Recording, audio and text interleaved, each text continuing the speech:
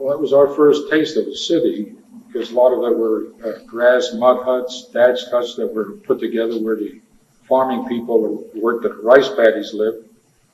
Coming into Seoul now, you're looking at a city, not the way it is today, but they still had some concrete buildings there. And our objective was the train station, which is still up today. And the interior was all mosaic top, beautiful concrete edifice. But we did the train station, and then in the train, surrounding the train station was the town somewhat. And being it was the capital of South Korea, it was pretty congested. So that was my first taste, our first taste of street fighting in the city. And every important intersection light had sandbagging placements from the South Koreans who tried to defend it, and then the North Koreans came and took over. So a lot of them were halfway destroyed, some were still intact. But it was a different symbol because you moved from home to home. It wasn't like our homes, but building to building, put it that way.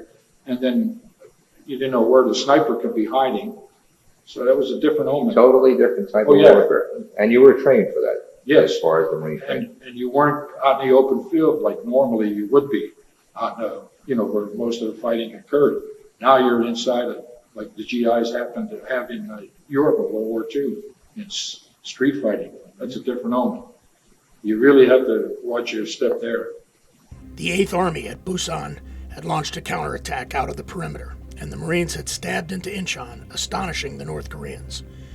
Leaving Inchon to the ROK Marines, the 1st Marine Division was to strike out towards Seoul and thrust beyond until the back of the North Korean People's Army snapped.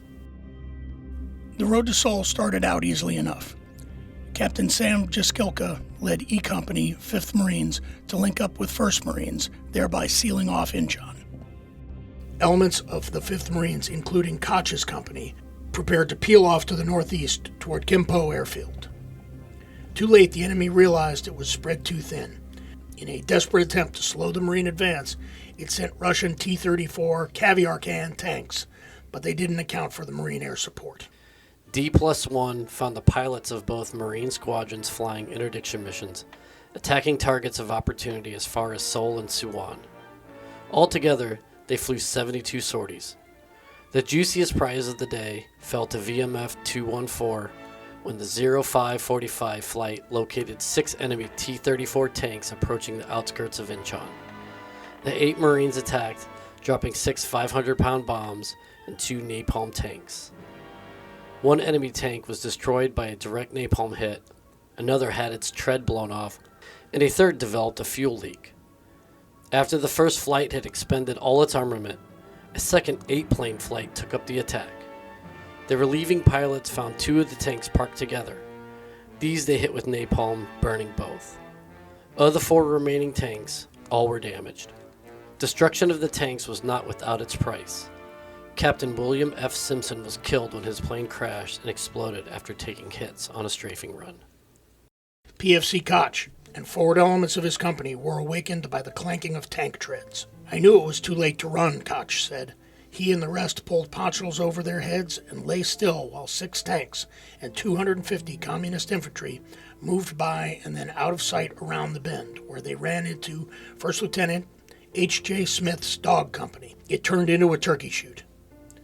2.36 and 3.5-inch bazooka rocket launchers backed the 75mm recoilless rifles that were brought to bear, led by Corporal Okie Douglas, who closed to within 75 yards before firing his first rocket into the lead tank. He went on to help destroy a second, while other Marines opened up with rifles, machine guns, and BARs, killing 200 enemy in a matter of seconds.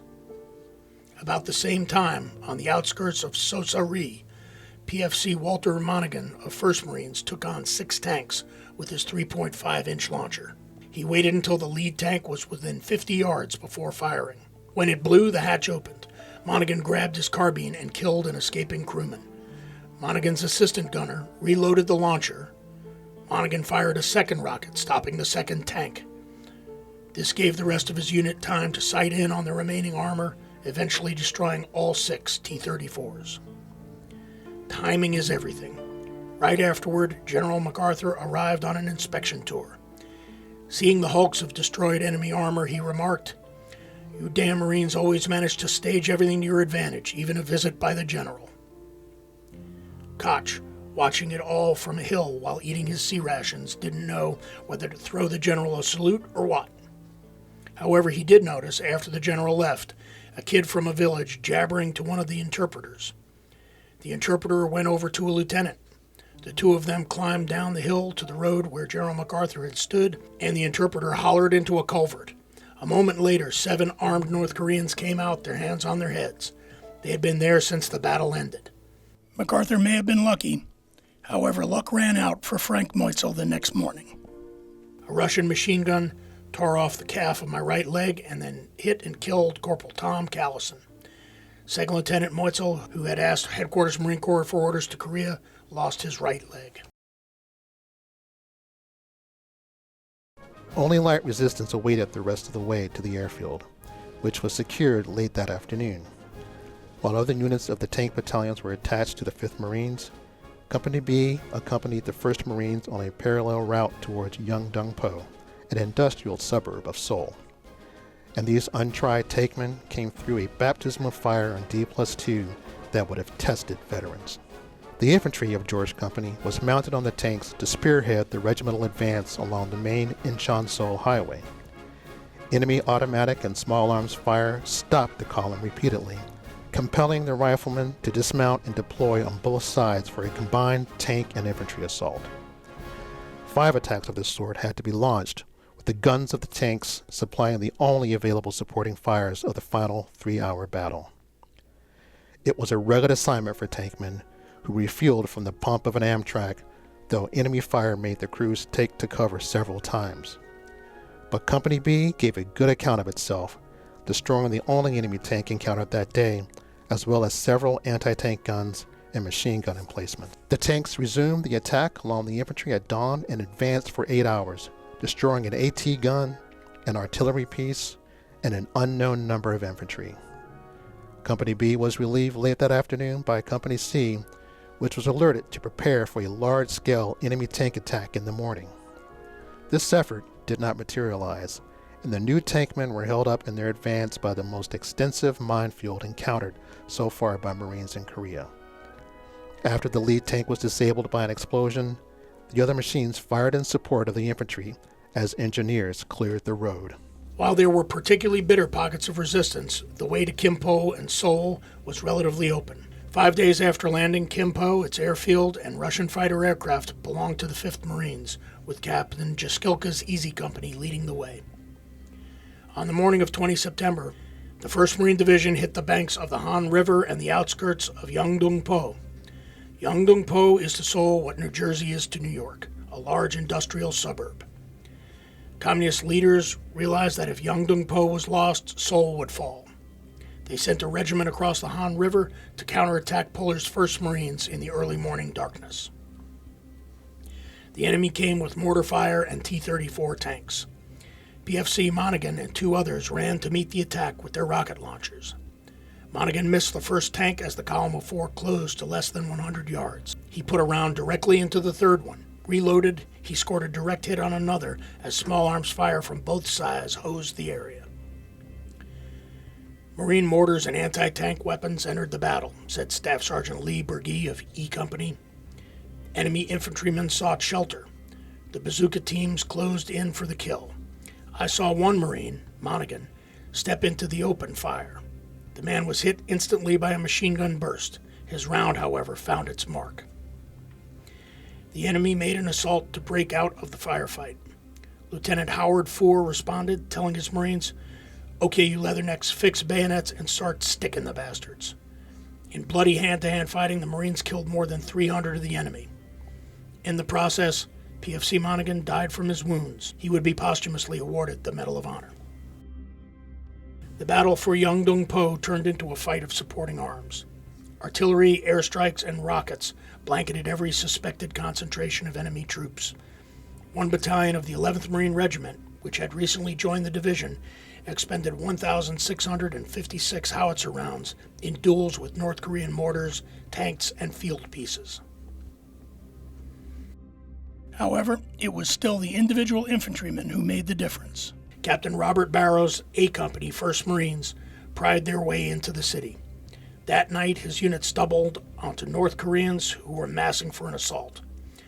So close he could hear an officer haranguing his troops for the assault, Corporal Billy Webb crawled into position so he could see around the building separating the two forces.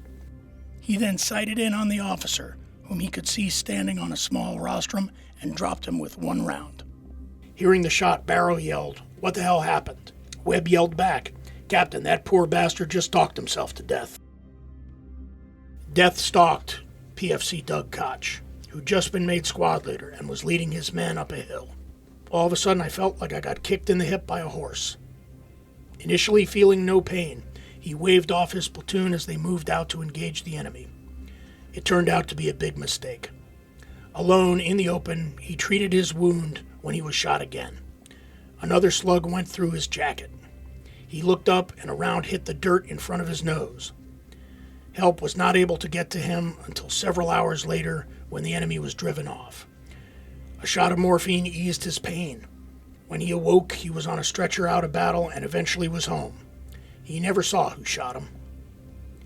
Yangdong-po was leveled. Seoul was next. The name Seoul is a Korean word meaning capital. Established 100 years before Columbus ever saw the New World, it was the seat of the Yi dynasty, which ruled until 1910. By 1950, it numbered 2 million people, some of whom were recent interlopers of the North Korean People's Army. When the paragraphs on Korea are inserted in that large volume listing the Corps' achievements, they will stand equally with older illustrious stories of deeds and battles. They were written by the present-day Marine in the same kind of bravery, unfailing discipline, courage, and loyalty to his comrades. What did this Marine look like? What did he think as he trudged the scarlet miles to Seoul and history? He was a caricature if you judged him by the slick-looking Marines who went through the gates of Camp Pendleton last June. His dungarees were dusty and grimy. He was sweaty and bearded. The slight swagger he had in the States was traded for a lithe, wary stride.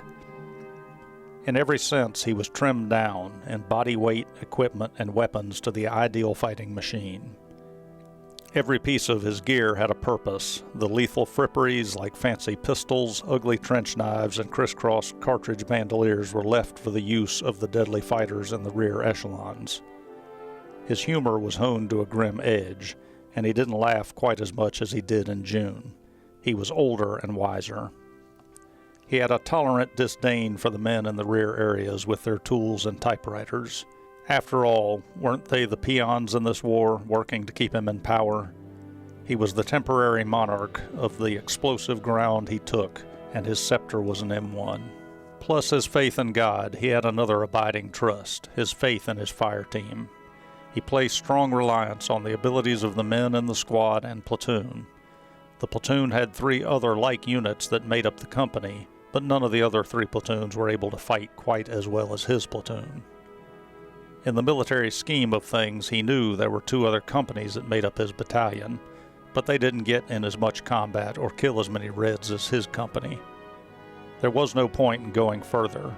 The 2 other battalions that made up the regiment were somewhat useful allies in the personal war he and his fire team were waging against the North Korean aggressors. What he saw and experienced is what he believed. The rest was scuttlebutt. To be sure, he had a limited perspective, but he saw the war in a limited manner, and he saw more of it, in a way, than all the colonels and generals back in their command posts. The 1st Marine Division was ordered by the Army Commander, 10th Corps, to make a frontal assault on the city. The order came while General Smith's Marines were under counterattack in several areas, one of the bloodiest fights being waged north of the city. The 2nd Battalion, 5th Marines, had run into a hornet's nest on the morning of 24 September. Dog Company took the brunt of it.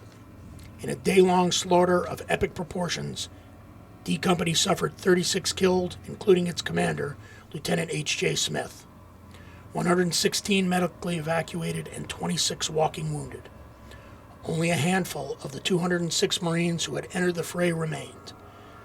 The battalion, however, counted more than 1,500 enemy dead by nightfall. At dawn, the Marines would counter. joined after Inchon by Colonel Homer L. Litzenberg's 7th Marines. 3 Marine infantry regiments would pour into Seoul during 2 days of bloody fighting. Again, it was the individual Marine, backed by tanks, who did the dirty work. It seemed that every building in Seoul housed an enemy sniper, said Staff Sergeant Pergy. We cleaned out doorways and rooftops. We went from street to street, house to house. We knocked holes in walls and tossed grenades through the openings. The enemy was making it rough on Dog Company. They were fighting a nasty house-to-house, barricade-to-barricade defense of the town. In actions of this type, there could be no flanking of a position. Only so many men can get into the fight. The width of the street, available cover, and strength of the enemy fire dictate the number of troops that can be brought to bear on any one position. There's a large turnover of troops in the point, but a clever street fighter who doesn't take outlandish chances can get through a day of fighting and age only a decade or two. Each barricade is a separate battle all by itself. Once the wall is busted, the enemy doesn't take off in full retreat. He moves back to the next barricade, and the fighting is as furious for that position as it was for the previous one. The North Koreans had enough time to get properly set up for their defense, while the 1st and 5th Marines were fighting their way from Inchon. They did their work well. At intervals from 400 to 600 yards, they constructed their barricades. They were substantial works built of woven fiber sandbags around 5 or 6 feet at the base and rising to a height of 5 feet, extending from one side of the street to the other. Anti-tank and machine guns studded the walls, and anti-tank mines were sown in the streets in front of these fortifications. The enemy commander must have figured the Marines were bound to stumble running nightmarish hurdles like these, and they'd be easy targets for his defending forces to mop up when they did. Of course, it didn't quite work out that way. 2 tanks had edged to the corner, and 4 more came up behind. As we moved forward, one tank cautiously nosed round the bend. He opened up immediately, and so did the point fire team, moving along the left side of the street. It wasn't all give and no take. The North Koreans were poking stuff back at the Marines. While the tank was cutting at the barricade with his 90mm and machine guns, and a BAR man was working through his second clip, the enemy was punching back with an anti-tank gun. We could see the red tracer shells rip through the buildings on the left, narrowly missing the tank and burning themselves out in a clear space beyond. Captain Welby Kronk, Dog Company commander, had moved to the corner. He watched the action for a minute, then moved back. The best way to clear the barricade out, he decided, was with an airstrike. Less than 10 minutes later, 3 Corsairs droned overhead. They checked their position and went to work. They flashed down diagonally across the avenue held by Dog Company, almost tipping the blasted treetops, and chopped at the co-reds with their 50s. After getting hosed down with 50 caliber slugs, a few of the enemy in front of the barricade made a run for cover. Possibly 2 might have gotten over the top of the street fort. The rest fell under BAR fire. The city was full of panicky civilians caught in crossfires they were trying to avoid. There were so many in some cases, they became human barricades. While Marines didn't know whom to trust, there were many civilian acts of compassion. Lines became confused. Artillery and mortars pumped 30,000 rounds into Seoul. Riflemen with BARs, pistols, and grenades made up the main line of resistance as they crouched behind M26 tanks. On the forward line, PFC Stanley Christensen and Alfred Walsh spotted the enemy approaching. "There must be 100 of them," Christensen told Walsh. "Get back and warn the outfit. I'll hold them off." Christensen did and died doing it. He too earned the Medal of Honor. PFC Wright realized why buildings should be taken from the top down. "We made one mistake. We started from the bottom and worked up. The North Koreans on the upper floor were trapped. If you ever saw a man in a fight, it's when he's trapped. We had one hell of a fight on our hands." Wright fought at what later became known as Blood and Bones Corner. It was an intersection situated in such a way that only one rifleman could fire from the corner. At first, it didn't seem different. It was when a team tried to cross that all hell broke loose. As soon as one rifleman went down, another Marine moved up and took his place. That's the way it continued. Wright and another Marine climbed to a second-story window. He nailed him on one block, I nailed him on another. It was a small enough victory for the price, Wright continued. The fire team who tried to cross Blood and Bones Corner was wiped out except for the squad leader. Afterward, he was depressed and guilt-ridden. No one could convince him that it wasn't his fault, which it wasn't. The fight continued, house to house, door to door, until October. The 1st Marine Division suffered 1,064 casualties in Seoul. Murray's 5th Marines lost 177 men. 92 were killed in Puller's 1st Regiment, and Litzenberg's 7th Marines saw 72 die. The division had suffered 2,430 casualties since Inchon. They inflicted 13,666 casualties on the North Koreans and captured 6,490. The helicopter fluttered down to Kimpo with 2 badly wounded Marines. One of them breathed with difficulty after receiving a machine gun bullet through the chest, and the other was suffering from the shock of mortar fragments in the abdomen. Only an hour and a half before, both men had been engaged in the savage fight of the 5th Marines for the northwest approaches to Seoul. They were evacuated from the firing line in an M26 tank after being taken through the escape hatch. Corpsmen administered first aid and blood plasma at the battalion station, then prepared the men for further evacuation in a flying ambulance holding 2 litters. At the clearing station, the Marine pilot looked on with concern as the patients were removed from the helicopter to be taken to the emergency operating room. The faces of both were gray and haggard, as seen through the plexiglass hoods of the litters. Their hope of survival seemed slim, and the pilot may have been astonished to learn that the mathematical chances were 199 to 1 in favor of each patient coming out alive. This estimate is based upon statistics of the 1st Medical Battalion during the Inchon Seoul operation of the 1st Marine Division from 15 September to 7 October 1950.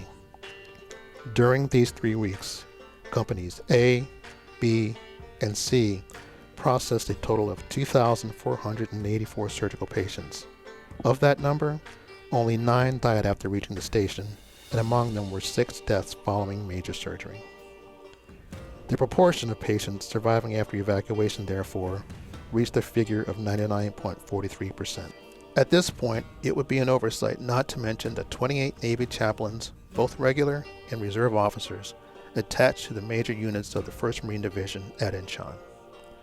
Representing the Protestant, Catholic, and Jewish faiths, the chaplain section has a primary mission to minister to the spiritual needs of the troops, bringing men to God and God to men.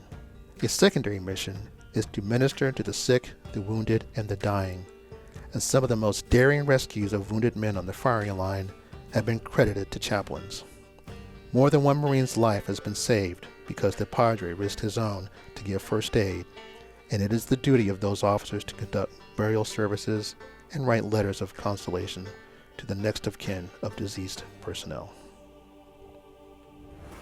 Puller's 1st Marines signaled the beginning of the end at Seoul when they raised the Stars and Stripes over the American embassy. It caused an Army staff officer to growl, "Ever since that flag-raising picture on Iwo Jima, I'm convinced a Marine would rather carry a flag into battle than a weapon." Puller, a member of the division that had turned Korea from a disastrous rout into a stunning victory for MacArthur, replied, "Not a bad idea. A man with a flag in his pack and the desire to put it on an enemy strong point isn't likely to bug out." The Presidential Unit Citation is awarded to the 1st Marine Division, Reinforced, for services in Korea for extraordinary heroism and action against enemy forces in Korea during the period 15 September to 11 October 1950. In the face of a determined enemy and against almost insurmountable obstacles presented by disadvantageous tidal and beach conditions on the western coast of Korea, the 1st Marine Division, Reinforced, pressed to a rapid and completely successful conclusion the amphibious seizure of Inchon, Korea, in an operation unparalleled in the history of amphibious warfare. The precarious situation of friendly ground units already committed against a numerically superior enemy in southern Korea made mandatory the planning and execution of this extremely hazardous amphibious operation within a period of less than 30 days. With full recognition of the vital need for rapid and effective aid to friendly forces being subjected to continued heavy pressure by a relentless enemy and realizing the military importance of its assigned target, the division moved rapidly into action with incomparable vigor and professional skill. By executing 3 separate but superbly coordinated amphibious attacks over highly treacherous beach approaches against a prepared enemy on 15 September 1950, the division recaptured the island of Wolmi-do, the city of Inchon, Kimpo Airfield, and made possible and assisted in the recapture of the Republic of Korea capital city of Seoul from enemy hands. The division's aggressive attack drove the enemy in hasty retreat over 30 miles within 10 days, completely severed vital enemy lines of communication and supply, greatly relieved enemy pressure on other friendly ground units, made possible the breakout of friendly units from their Pusan beachhead, and resulted in a complete destruction of enemy ground forces in southern Korea. The havoc and destruction wrought by the division on an enemy flushed with previous victories is irrefutable evidence of the individual heroism and professional skill of its officers and men. Consummate planning and unquestioned will to attack against superior odds were vividly demonstrated by the 1st Marine Division in the seizure of Inchon and Seoul. The division's vast accomplishments in completely turning the tide of battle in what of necessity had been previously a defensive action by friendly forces is in keeping with the highest traditions of the United States Naval Service.